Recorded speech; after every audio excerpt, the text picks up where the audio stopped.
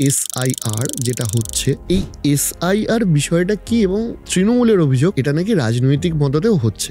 এই এসআইআর কে সামনে রেখে কোনো বৈধ ভোটারের নাম বাদ দিলে দরকারে হাইকোর্টে যাব, সুপ্রিম কোর্টে যাব, কিন্তু কাউকে ন্যায্য অধিকার থেকে বঞ্চিত হতে দেব না। যদি সংঘাত বাঁধে তখনই বাঁধবে যদি বৈধ ভোটারের নাম কাটতে যায়। কারণ আমাদের এটা মনে হয়েছে যে দিল্লির নির্বাচন কিংবা মহারাষ্ট্রের নির্বাচনে প্রচুর বৈধ ভোটারের নাম কেটে দিয়ে অনেক বহিরাগত অবৈধ ভোটারের নাম ঢুকিয়ে দেওয়া হয়েছিল। অতএব স্বাভাবিকভাবে সেই প্রবণতা দেখে আমরা ভয় পাচ্ছি যে এখানেও সেরকম একটা কিছু করা হতে পারে। যারা বিজেপির নেতারা চিৎকার করছে তৃণমূল এসআইআর ভয় পেয়ে গেছে, কেউ ভয় পায়নি।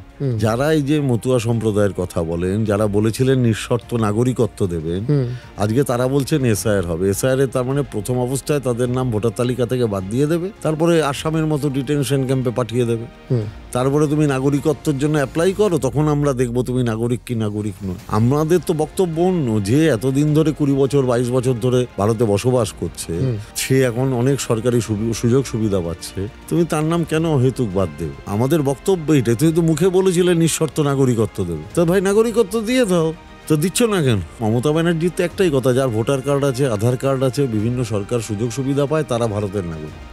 আমাদের তো স্ট্যান্ড পয়েন্ট ক্লিয়ার।